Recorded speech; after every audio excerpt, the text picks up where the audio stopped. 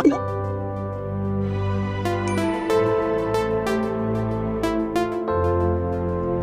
teman-teman, selamat datang di channel kita. Kabar baik di sini, semoga di sana juga ya.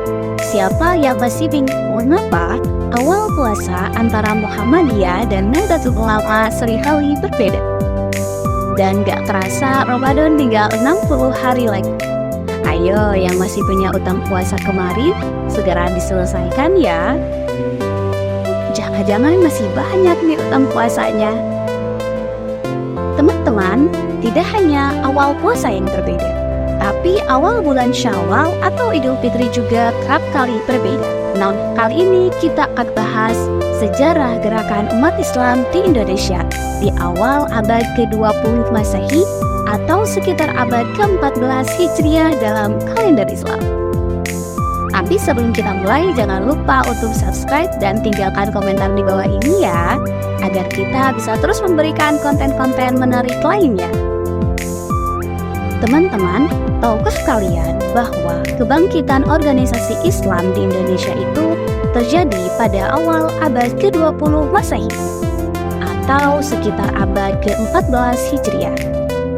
Pada saat itu, terdapat 7 organisasi yang secara resmi berkembang di Indonesia. Di antaranya Nahdlatul Ulama, Muhammadiyah, Persatuan Islam, Syarikat Islam, Al-Irsyad, Perti atau Persatuan Tarbiyat Islamiyah, dan Al-Wasliyah.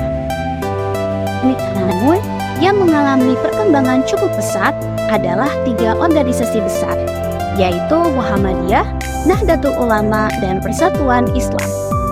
Ketiga organisasi tersebut masih eksis hingga saat ini, mencakup berbagai kalangan, mulai dari muda hingga lanjut usia.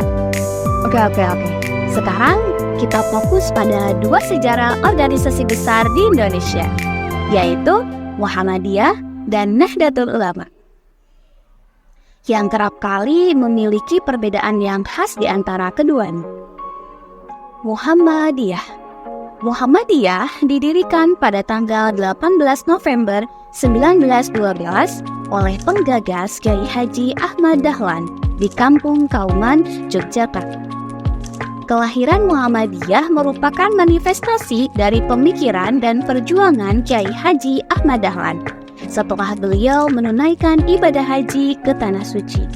Kyai Dahlan memiliki cita-cita untuk membebaskan umat Islam dari keterbelakangan dan membangun kehidupan yang berkemajuan melalui tajdid atau pembaharuan. Gagasan pembaharuan yang diperoleh Kyai Dahlan setelah berguru kepada ulama-ulama Indonesia yang bermukim di Mekah, seperti Syekh Aman Khotib dari Minangkabau yang merupakan ulama besar Masjid Mekah. Tidak hanya beliau, terdapat guru besar lainnya, yaitu Kyai Haji Nawawi Al-Bantani, Kyai Muhammad Abdullah Surabaya.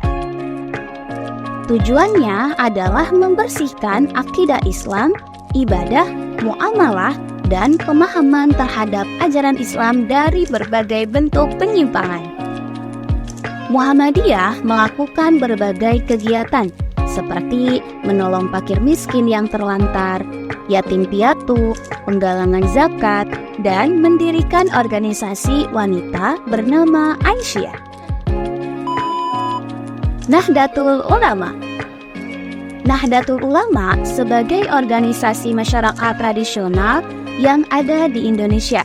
Nahdlatul Ulama sebagai organisasi sosial keagamaan atau yang disebut Jam'iyah Diniyah berdiri tanggal 31 Januari 1926 di kota Surabaya oleh Kyai Haji Hasyim Asy'ari.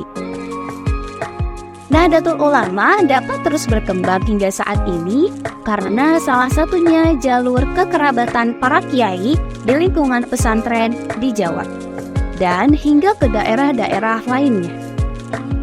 Melalui sistem pendidikan yang berbasis pesantren, Nahdlatul Ulama mudah masuk ke ruang massa, di mana terdapat kemiripan dalam standar Ahlus Sunnah wal Jamaah, sehingga Nahdlatul Ulama dapat diterima dan berkembang. Terdapat 3 tokoh ulama yang memainkan peran penting lembaga Nahdlatul Ulama, yaitu Kiai Wahab Hasbullah dari Surabaya, Kiai Hasyim Asy'ari dari Jombang, dan Kiai Khalil dari Bangkalan. Dalam sistem pengambilan keputusan, organisasi masyarakat ini menguji masalah-masalah. Yang pertama, melalui teks-teks dalam kitab-kitab para ulama. Yang kedua, mengikuti suatu mazhab menurut fatwa istihad melalui pendapat-pendapat yang disampaikan oleh para ulama. Yang ketiga, mengikuti suatu mazhab menurut metodenya, itu cara berpikir dan prinsip-prinsipnya untuk membuat hukum dasar yang berasal dari para imam mazhab tersebut. Yang keempat, membuat ketetapan bersama, yaitu usaha bersama untuk membuat suatu pilihan di antara beberapa pendapat imam mazhab yang empat. Yang kelima, penggabungan atau pengikutsertaan hukum bagi kasus tertentu yang belum dijawab dengan kasus lain yang telah dijawab oleh teks hukum pendapat para ulama. Pada prinsipnya, Hitah Nahdlatul Ulama tahun 1926 adalah mengembalikan organisasi itu kepada fungsi awalnya, yaitu sebagai organisasi sosial keagamaan. Nah, teman-teman perlu dicatat pula bahwa meskipun terdapat beberapa perbedaan dari kedua organisasi tersebut, tidak lantas menjadi pergesekan yang berakibat pada terbelahnya persatuan bangsa Indonesia, serta terus menjunjung tinggi toleransi di antara sesama. Untuk referensi lebih lanjut, teman-teman bisa akses link di bawah ini ya. Jadi, apa sih manfaat dan tujuan dari keberadaan organisasi Islam di Indonesia? Kita akan bahas lebih lanjut di video berikutnya. Jangan lupa untuk subscribe dan berikan komentar di bawah agar kita bisa terus memberikan konten bermanfaat lainnya. Terima kasih sudah menonton dan sampai jumpa.